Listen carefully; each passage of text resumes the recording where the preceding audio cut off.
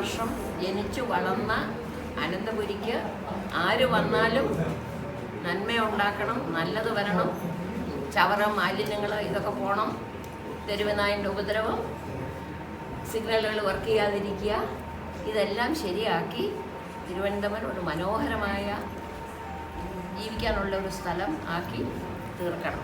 ആര് ജയിച്ചാലും എല്ലാവർക്കും എല്ലാ നന്മകളും നേരുന്നു. ഭഗവാൻ അനുഗ്രഹിക്കട്ടെ. ഈ തലസ്ഥാനത്ത് പ്രധാനപ്പെട്ട പ്രശ്നം ഈ തെരുവുനായ പ്രശ്നമാണെന്നാണ്? അല്ല, ഏറ്റവും വലിയ പ്രശ്നം ഗാർബേജ്, മാലിന്യം. അതാണ് എൻ്റെ കാഴ്ചപ്പാടിൽ ഏറ്റവും കൂടുതൽ.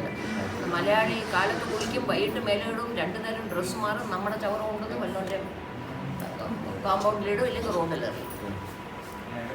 ആ മാലിന്യം മാറ്റണം. പിന്നെ ഉള്ളു തെരുവുനായ. ഇപ്പോൾ ആരും രാവിലെ നടക്കാൻ പോകുന്നില്ലല്ലോ തെരുവുനായനെ പേടിച്ചു.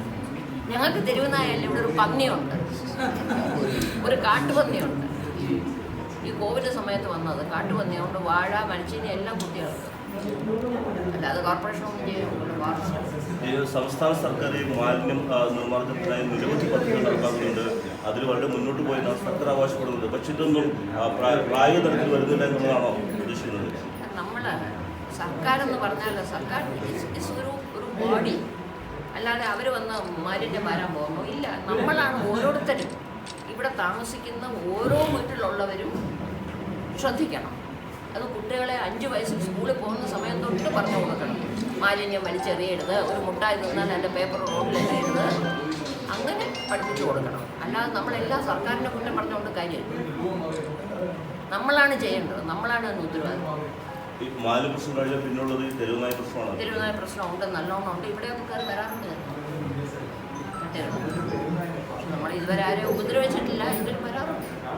നമുക്ക് ബേസിക്കലി ഒരു അച്ചടക്കം പോലെ നമുക്കൊരു സെൽഫ് ഡിസിപ്ലിൻ വരണം. ഇപ്പോൾ വണ്ടി കൊണ്ടു നിർത്താൻ പാടില്ല സ്ഥലത്ത് നിർത്തും, 1 വേ കൂടെ ചുറ്റി വരും.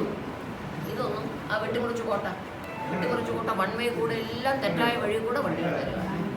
അപ്പോൾ ഇതൊക്കെ നമ്മൾ തന്നെത്താനെ മനസ്സിലാക്കി ചെയ്യണം. നമുക്കൊക്കെ കേരളം വിദ്യാഭ്യാസമുള്ള സംസ്ഥാനമാണ്. അപ്പം നമ്മൾ അറിഞ്ഞ് വേണ്ട രീതിക്ക് കൈകാര്യം ചെയ്യാനായിട്ട് എല്ലാവരും, ഈ നിൽക്കുന്ന നമ്മളെല്ലാവരും അതിനു വേണ്ടി പ്രവർത്തിക്കണം. എല്ലാവർക്കും ഭഗവാന്റെ അനുഗ്രഹം കൊണ്ട് ഏത് രീതിയിലാണോ ഭഗവാൻ നിശ്ചയിച്ചത് ആ രീതിയിലുള്ള അനുഭവങ്ങളൊക്കെ കിട്ടട്ടെ.